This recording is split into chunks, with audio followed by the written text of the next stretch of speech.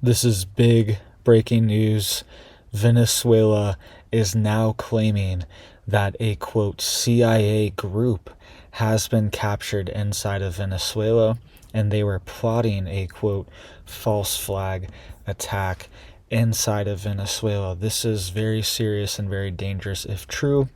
Venezuela could be bluffing in this situation, but it also could be true. CIA was authorized to operate inside of Venezuela in the last few weeks. This was confirmed by President Trump, and they are now saying that they have captured some of their operatives and groups that work with the CIA. All right, this is big. We are also getting warning that the Navy lost 2 different aircrafts from the USS Nimitz within 30 minutes of each other. Okay, very serious what's going on.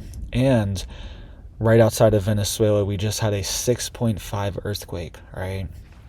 There was tsunami alerts that went out initially, but then no tsunami warning was given. So there is no tsunami threat, but whenever these big coastal earthquakes do happen, tsunami alerts typically go out to just warn people if there's going to be a tsunami or not.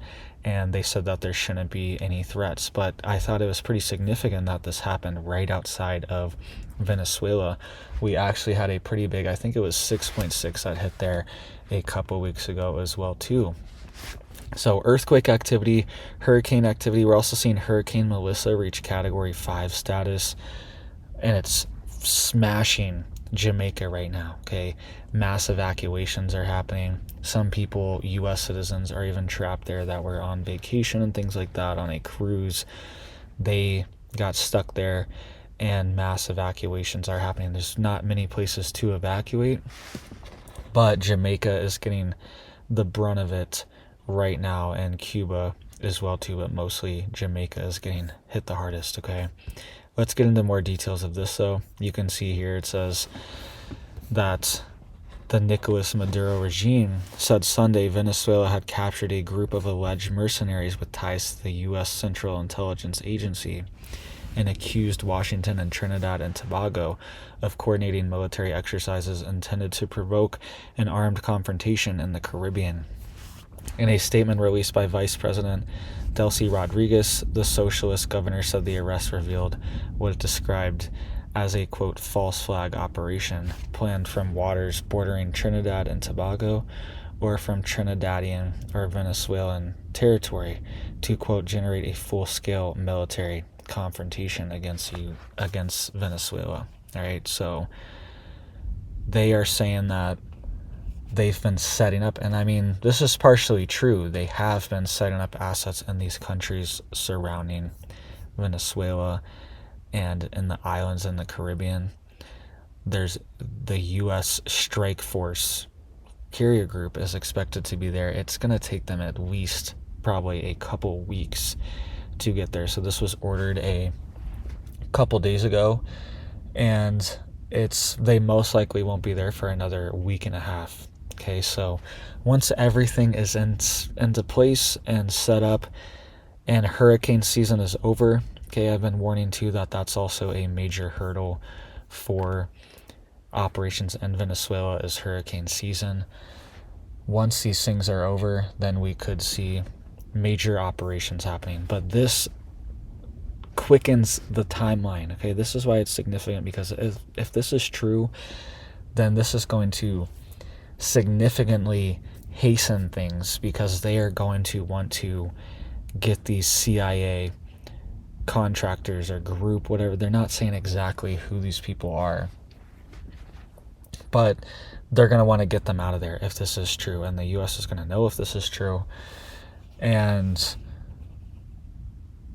because the longer they're sitting there, the more likely that they could do something. Okay, they could kill them, or something could happen to them.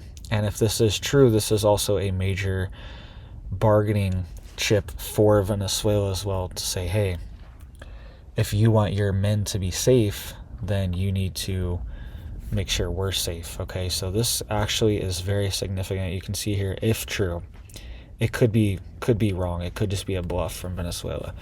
The regime's announcement comes amid the fast-growing buildup of U.S. forces in the Caribbean launched by President Trump to combat the cartels. And Trump's talking about authorizing ground incursions, all right? You can see here, Caracas also linked the alleged plot to military drills it claims are being carried out this week by Trinidad and Tobago, quote, under the coordination, financing, and control of the U.S. Southcom Southern Command, called them, quote, a hostile provocation and a grave threat to the peace of the Caribbean. Okay, so this is big. If this is true, this could definitely change the calculations of exactly what's going to happen in Venezuela, okay? And they could get information from them as well, too, if these people are flipped or they're tortured or they're pressured in some way. They could potentially be forced to give information on the battle plans as well, too. So this is big. And they're now coming out and essentially saying that Trinidad and Tobago are a part of this war. They are trying to put pressure on other countries as well, too. Anyone that is helping the U.S. in this, they're trying to point the finger at them and say, hey, this is a violation here. You can even see here, it says a statement accused Trinidad and Tobago's Prime Minister, Kamla Persad, I'm not sure how to pronounce that, of having, quote, renounced the sovereignty of her country to act as a, quote, military colony subordinated to U.S. hegemonic interests. By aligning herself with Washington's militarist agenda, Persad Bessar not only seeks to attack Venezuela and break our historical bonds of brotherhood, but also violate the United Nations Charter, the CELAC Declaration of Latin America and the Caribbean as a zone of peace, and the principle of CARICOM. Okay, so they're bringing up all these things. They're trying everything they can to prevent this. This is what any country would do.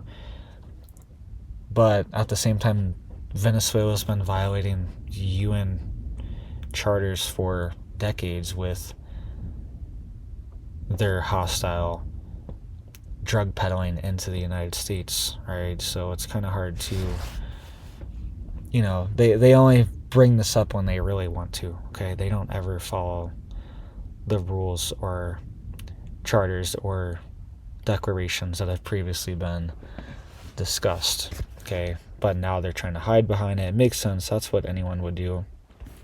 But this is very concerning, all right? And if these officers are here, this could mean boots on the ground even quicker in the Venezuela to actually get them out of there, right? And something else going on too, something strange with the U.S. military and Navy. 2 aircrafts from the USS Nimitz went down within 30 minutes of each other. You can see here a fighter jet and a helicopter based off the aircraft carrier USS Nimitz both crashed in the South China Sea within 30 minutes of each other, the Navy Pacific Fleet said.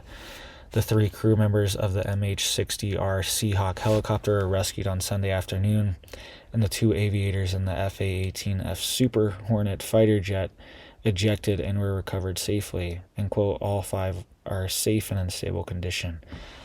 But it's like, why are these planes going down? And this has actually been a recurring theme. This has been happening quite a bit over the past 6 months or so. Do you remember when one of these jets was actually shot down by our own destroyer ships? Okay, you can see here it says the cause of the 2 crashes were under investigation. All right, so they're not telling us exactly what is happening.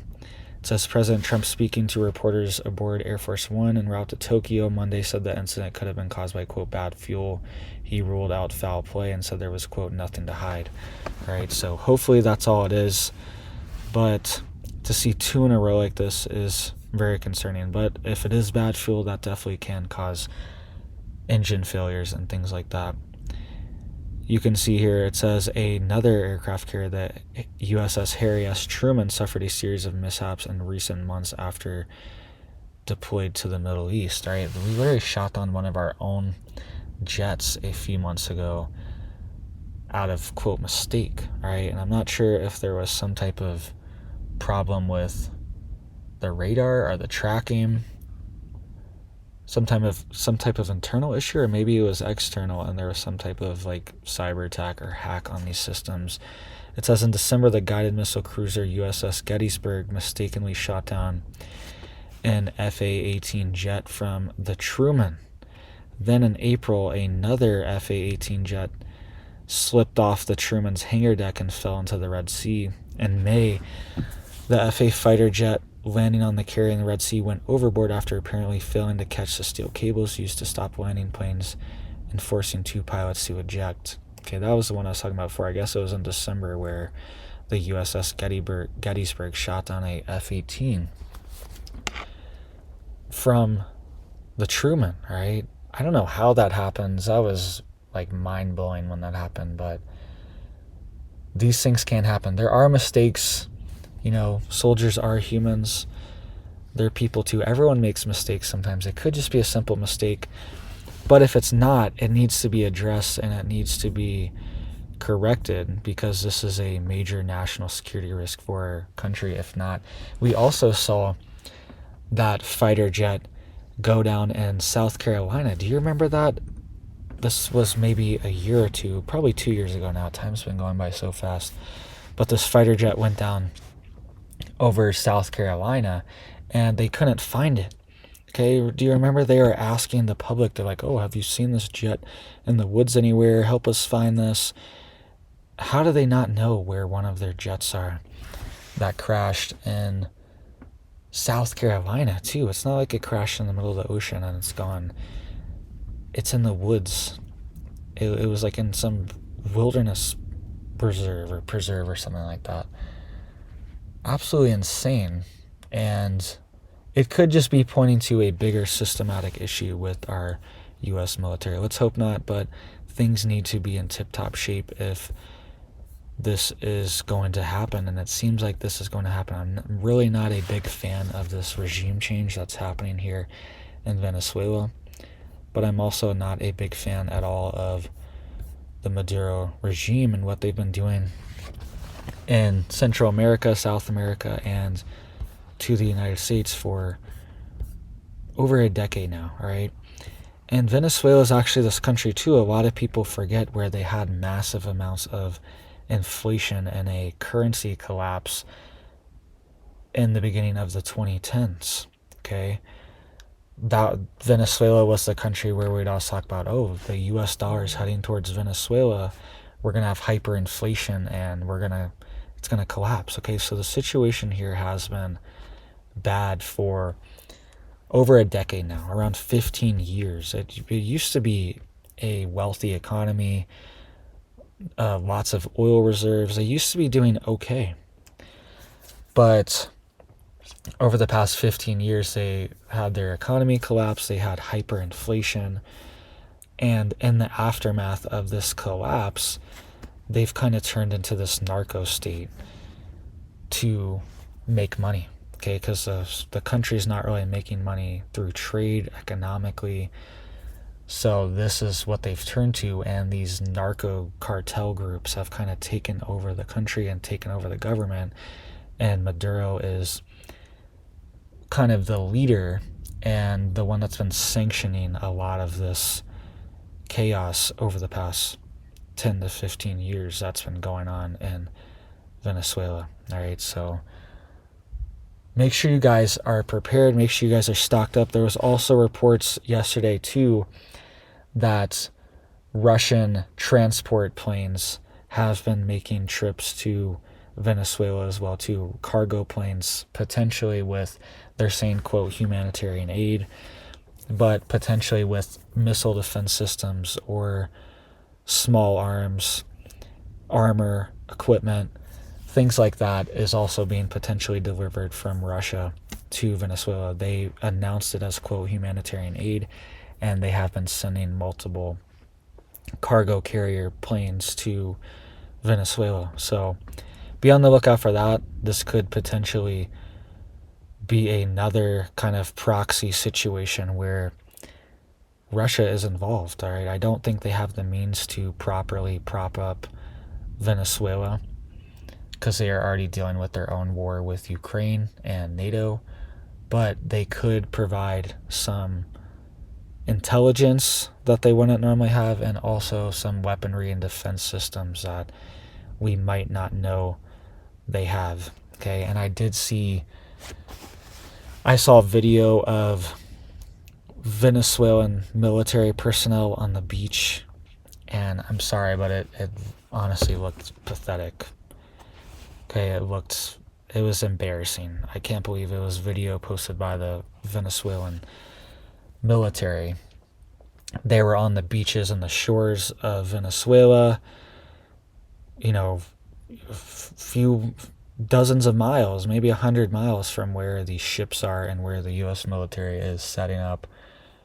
And they looked really pathetic. I'm sorry. They had no armor. They had no equipment. All their weapons were extremely outdated. Right? It looked like Chinese weaponry from like the 80s and 90s.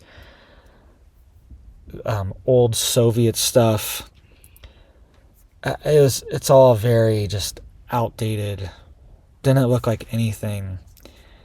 And they looked very unorganized, not trained well.